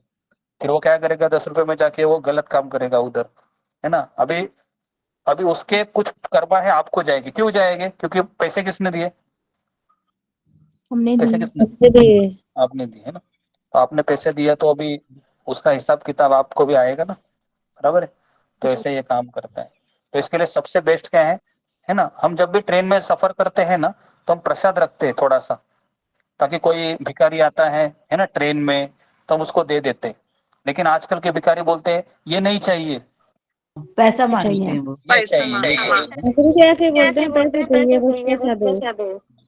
पैसा दो, पैसा दो, पैसा दो, पैसा, ऐसा बोलते गुरु हैं। जी छोटे छोटे बच्चे भी पैसे ही मांगते हैं, वो भी खाने की चीजें नहीं लेते। हाँ, बराबर बराबर। मंदिर में जब प्रसाद नहीं देते, बोलते हैं हाँ पैसे दे दो, पैसे दे दो, प्रसाद नहीं लूंगा। हाँ, तो इसके लिए अगर आप उसको पैसे नहीं देंगे और प्रसाद देंगे ना जबरदस्ती, तो आपको ऐसे घूरेगा, ऐसे आंखें बड़ी करेगा ऐसे, है ना। क्या समझाने की फिर। तो उनके भी क्लासेस चलते हैं, हमारे कैसा चलता है 9 से 10, 3 से 4, उनके भी क्लासेस चलते हैं। उनको ट्रेन करते हैं ये सब चीजों में, है ना। बच्चे को कैसे बुद्धि आती है, ट्रेनिंग दी जाती है ना। उनके ऊपर भी कोई हायर अथॉरिटी रहते हैं। ओके, इस तरीके से। तो ओके, आगे है अभी 19वां हो गया, 20वां आखिरी श्लोक। तमोगुनी तपस्या हो गई। 20वां श्लोक है सत्वगुनी दान। ठीक है, हम ये दान का टॉपिक कवर कर देते हैं 10 मिनट में, नहीं तो एक्सटेंड करेंगे इसको, क्योंकि ये दान का टॉपिक बहुत ही बड़ा टॉपिक है। तो यहाँ पर मैं रुकता हूँ फिर। तो कल हम सत्वगुनी दान, रजोगुनी दान और तमोगुनी दान, 3 प्रकार के दान देखेंगे, क्योंकि ये बहुत इंपॉर्टेंट टॉपिक है। क्योंकि दान देना है हमारा कार्य है, लेकिन किसे दान देना चाहिए, क्यों दान देना चाहिए, है ना, कौन सा दान देना चाहिए, कब देना चाहिए, ये सारा चीज हम कल देखेंगे। तो कल बहुत इम्पोर्टेंट क्लास रहेगा। तो कल आप ये सत्वगुनी दान, रजोगुनी दान, तमोगुनी दान, है ना, तो ये इसमें आ जाएगा। ठीक है, तो मैं अभी यहाँ पर रुकता हूँ। किसी के कुछ प्रश्न रहेंगे प्रभु तो जी टेस्ट होना था, वो टेस्ट का क्या हुआ? हाँ, आज फ्राइडे है, कल एक्चुअली महाशिवरात्रि है, बराबर है। शिवरात्रि, इसके लिए हमने उसको कैंसिल किया टेस्ट को। कल मैं शिवरात्रि के ऊपर एक मिनट, ये शिवरात्रि हम कर नहीं सकते हैं। शिवरात्रि के ऊपर मैं प्रवचन दे रहा हूँ। तो मैं किसी को भी हमारे ग्रुप में, अगर आप चाहते हैं कि आप, अगर सही में ऐसा लग रहा है कि मैं यहाँ पर जुड़ना चाहती हूँ या चाहता हूँ, मैं गोलोक धाम में जाना चाहता हूँ या चाहती हूँ, तो हमें देवी देवताओं को आदर देना चाहिए। कृष्ण स्वयं कहते हैं गीता में कि देवी देवताओं की पूजा करने वाले लोग मंद बुद्धि के होते हैं। अभी कृष्ण बोलते हैं, तो अभी हम गीता के अनुसार चल रहे हैं, बराबर ना। लेकिन कृष्ण ये कहते हैं कि ये देवी देवता मेरे ही अंश है और ये आपसे बहुत बेहतर है, तो आपको इन्हें रिस्पेक्ट देना चाहिए, है ना। तो हम शिव जी को बेल पत्र भी चढ़ाएंगे, दूध भी देंगे, है ना, प्रदक्षिणा भी करेंगे, माथा भी टेकेंगे, क्योंकि वो भक्त, वो वैष्णव है ना। लेकिन हम उनको भगवान का दर्जा दे सकते हैं क्या? कृष्ण के दर्जा? हम कृष्ण का दर्जा नहीं दे सकते। समझ में आया ना? इसमें दो चीजें, तो हमेशा मैं इसमें एग्जांपल देता हूँ माँ और मौसी का, है ना? मौसी के पास हम जाते हैं ना, बराबर है, मौसी का पैर भी छूते हैं, लेकिन भूख लगती है तो कहाँ आते हैं? मौसी के पास या माँ के पास? माँ के पास। माँ के पास आते हैं। ठीक है, तो अभी कल आपका परीक्षा है, आपको मौसी के पास जाना है या फिर माँ के पास जाना है, कल आप डिसाइड कीजिए, है ना? क्योंकि मैं तो नहीं बोलूंगा आपको, है ना? मेरा काम है यहाँ पर आपको थोड़ा सा दो जगह पे आपको दिखाना क्या सही है क्या गलत है ना? ओके एकादशी की थोड़ी कथा बता दीजिएगा। जी, तो मैं कल का पारण टाइम कितना है? सब बताता हूँ मैं, अभी भी हमारे पास 10 मिनट है, तो मैं एकादशी का आज का कथा बताता हूँ और फिर मैं आपको पारना टाइम भी बताता हूँ कि क्या कल पारना टाइम रहेगा। ठीक है, तो जैसा कि आज एकादशी है, विजया एकादशी, बराबर है ना? विजया एकादशी का महात्म्य क्या है वो मैं बताता हूँ, क्योंकि आज के दिन हमने सबने एकादशी का व्रत किया है, तो उसमें क्या क्या हम बेसिकली एकादशी के दिन हम क्या करते हैं, सुबह 4 बजे उठते हैं, जपा करते हैं, मैक्सिमम 32 माला, आज कई लोगों ने 32 माला किया, मुझे मैसेज भी किए, है ना? तो इस तरीके से तो विजय एकादशी का महत्व देखिए कि धर्मराज युधिष्ठिर एक बार भगवान कृष्ण को बोले, हे जनार्दन, आपने माघ के शुक्ल पक्ष की जया एकादशी का वर्णन किया, मैंने सुना, लेकिन फाल्गुन मास के कृष्ण पक्ष की एकादशी का क्या नाम है तथा इसकी विधि क्या है, कृपा करके आप मुझे बताइए। तो फाल्गुन मास की आज कृष्ण पक्ष की एकादशी है, तो भगवान ने कहा, हे राजन, फाल्गुन मास के कृष्ण पक्ष की एकादशी का नाम विजया एकादशी है। इसके व्रत के प्रभाव से मनुष्य को विजय प्राप्त होती है। तो अगर आपको लगता है कि आने वाले कई कार्यों में मेरी विजय प्राप्त हो, तो आज का जो व्रत है ये करना बहुत जरूरी है। इसके व्रत के प्रभाव से मनुष्य को विजय प्राप्त होती है। यह सब व्रतों से उत्तम व्रत है। विजय एकादशी के महात्म्य के श्रवण और पठन से समस्त पाप नाश को प्राप्त हो जाते, समस्त पाप नाश हो जाते। भयंकर शत्रुओं से जब आप घिरे हो और पराजय सामने खड़ी हो, उस विकट स्थिति में भी विजया नामक एकादशी आपको विजय दिलाने की क्षमता रखती है।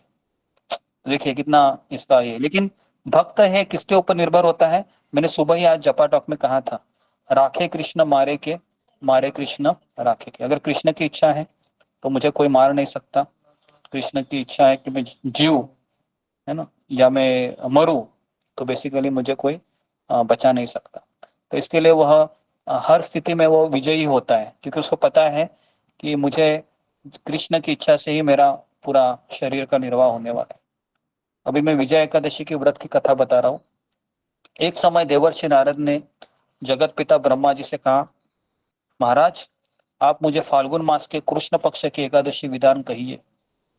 ब्रह्मा जी ने कहा, हे नारद, विजय एकादशी का व्रत करने से सारे पापों का नाश होता है, और इस विजय एकादशी की विधि मैंने आज तक किसी से भी नहीं कही है, मैं तुमको कह रहा हूं, सुनो। त्रेता युग में मर्यादा पुरुषोत्तम रामचंद्र जी ने, जो विष्णु के अंश अवतार हैं, उनको 14 वर्ष का वनवास हो गया था। तब वे लक्ष्मण तथा सीता जी सहित पंचवटी में निवास करने लगे। वहां पर कौन आया था? दुष्ट रावण। उसने क्या किया? सीता जी का हरण किया। और उस समाचार से ही रामचंद्र जी तथा लक्ष्मण अत्यंत व्याकुल हो गए, सीता की खोज में चले गए।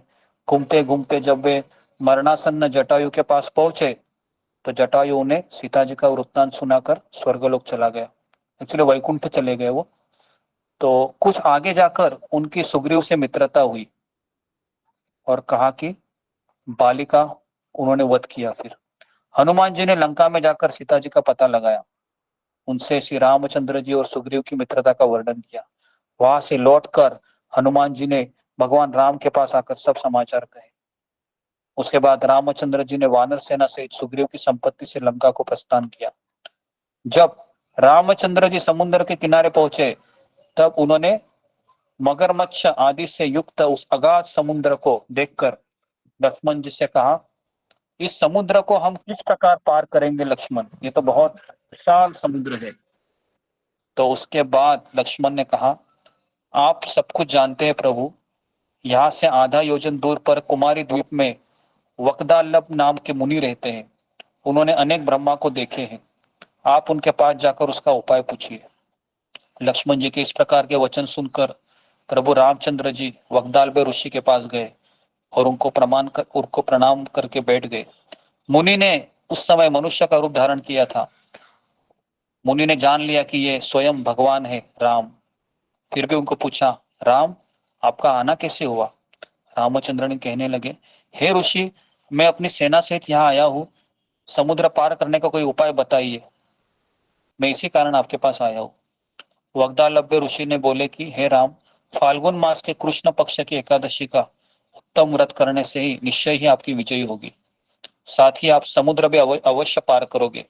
इस व्रत की विधि यह है कि दशमी के दिन स्वर्ण, चांदी, तांबा या कुछ दक्षिणा देकर आप इस व्रत को छोड़ सकते हैं।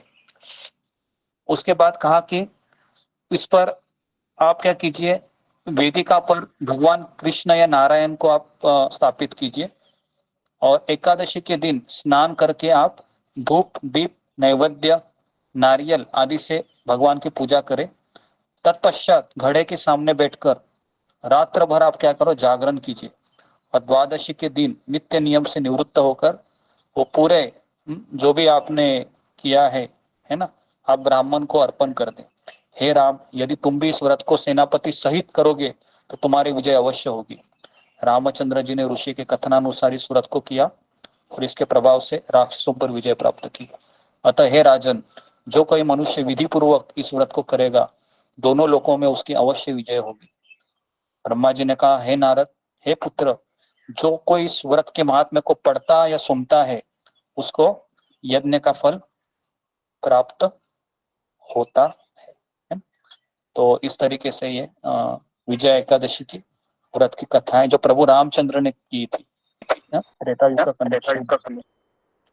तो इसके लिए पारना टाइम में अभी बता रहा हूँ, तो पारना टाइम नोट कीजिए, ठीक है। तो पारना टाइम हमको कैसे करना है, तो पारना टाइम में हमेशा हमको दान देना चाहिए, क्योंकि अगर आप दक्षिणा नहीं देंगे तो वह कौन से यज्ञ में आता है, तमोगुण में आता है ना। हमने कल ही पढ़ा था कि पारना टाइम विजय एकादशी। किसी के पास कैलेंडर है सामने, एक इस्कॉन कैलेंडर है गुरुजी? नहीं, ठीक है। तो मैं अभी मेरा पास है।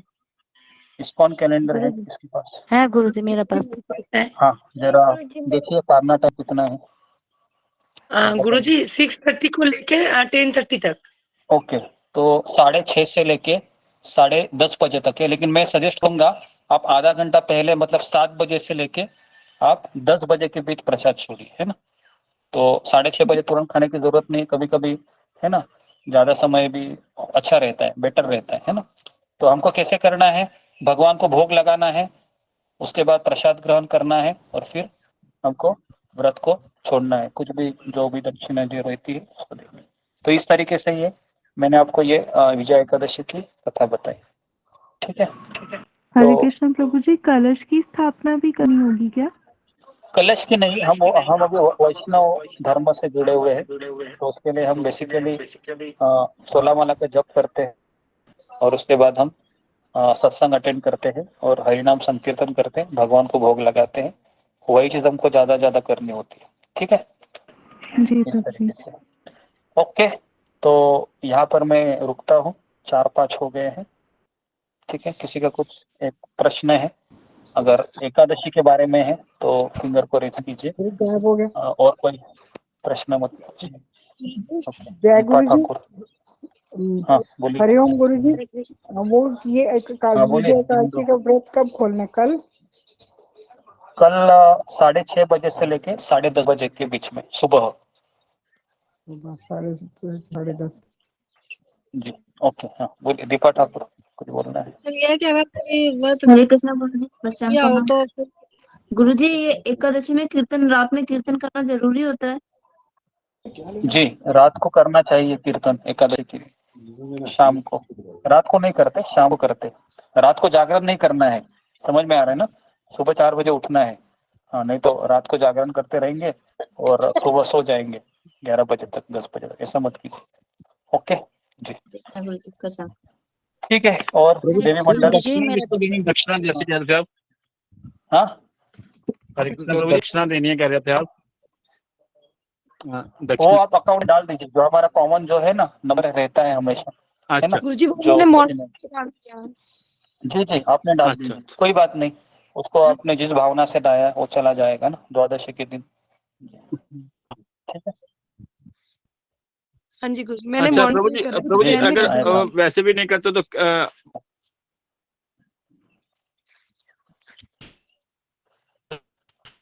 एक्चुअली यहाँ पर बताया गया है निकाल के में रख ले वो मंदिर करना में और जरूरी अगले दिन किसी को दे दे, ऐसा भी होता है?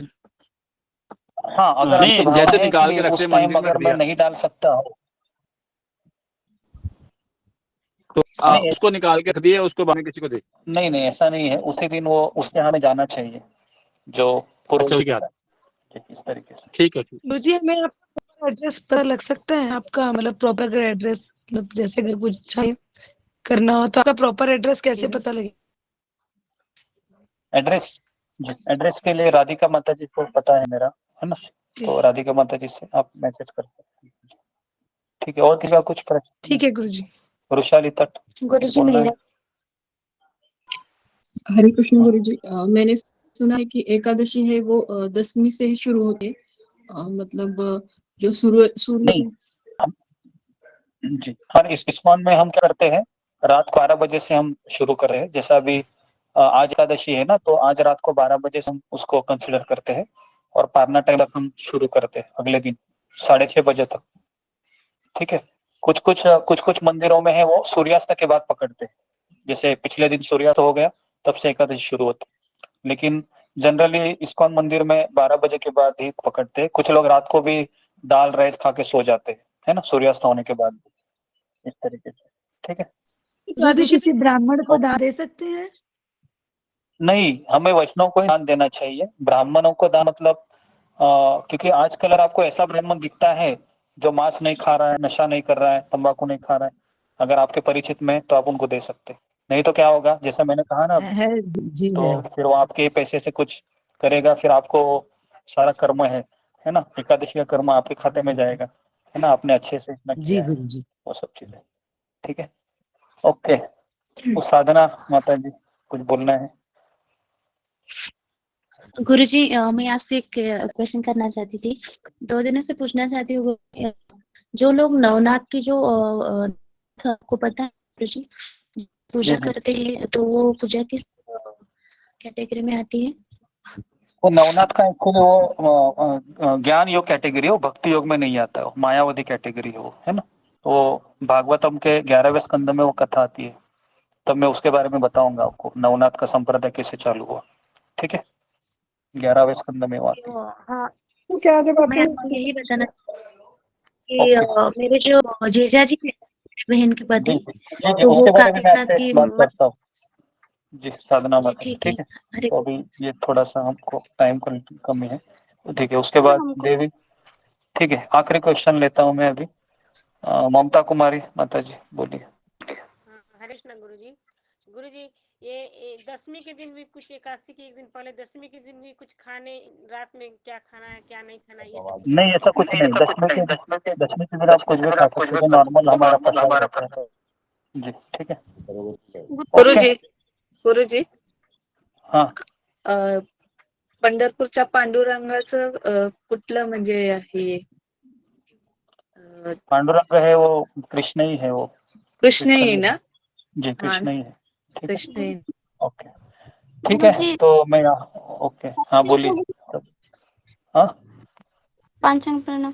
गुरुजी, किसी के घर में मृत्यु हुआ है किसी का, तो उस घर में हम लोग का जो भागवत है वो ले जाना चाहते हैं पढ़ने के लिए। आज आज श्राद्ध है, तो ले जा हाँ, सकते तो हैं? दे सकते हैं जी, दे सकते हैं। ठीक है। ओके, हरे कृष्णा कृष्ण कृष्ण हरे हरे हरे राम हरे राम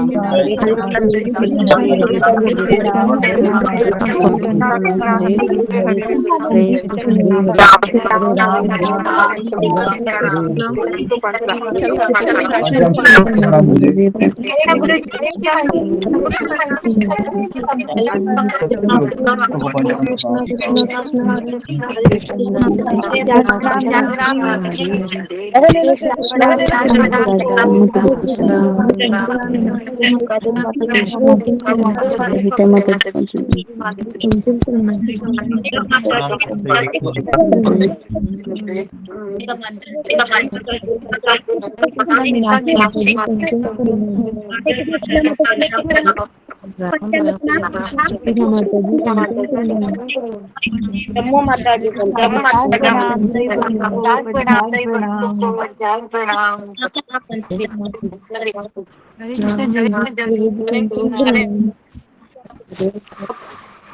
प्रणाम। हरे कृष्णा वर्षा माता जी पंचम प्रणाम। हरे कृष्णा ममता माता जी पंचम प्रणाम। हरे कृष्णा पंचम प्रणाम। पंचम प्रणाम। कृष्ण का हरे कृष्णा सुजाता माता जी पंचम प्रणाम। पंचम प्रणाम। हरे कृष्णा हरे कृष्ण प्रणाम। हरे कृष्ण माता जी।